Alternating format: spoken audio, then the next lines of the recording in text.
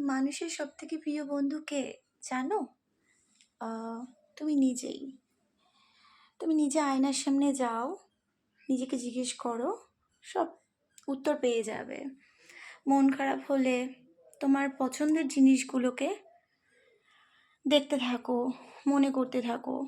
যেগুলো নিয়ে মন খারাপ হবে না, সেগুলো থেকে দূরে সরে যাও।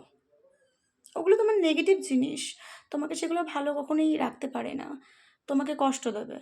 তার থেকে যেখানে তুমি ভালো থাকো, যারা তোমাকে ভালো রাখে, তাদেরকে নিয়ে থাকো, দেখবে খুব ভালো থাকবে।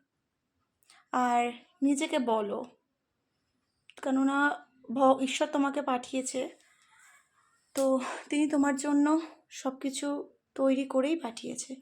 তাই কোনো কিছুর জন্য দুঃখ না পেয়ে নিজেকে বলো তুমি সব থেকে ভালো, তুমি সব কিছু পারবে। নিজেকে ভালো রাখো, ভালোবাসো, নিজেকে যত্ন করো। এইটার কথায় অত কষ্ট পেয়ে লাভ নেই।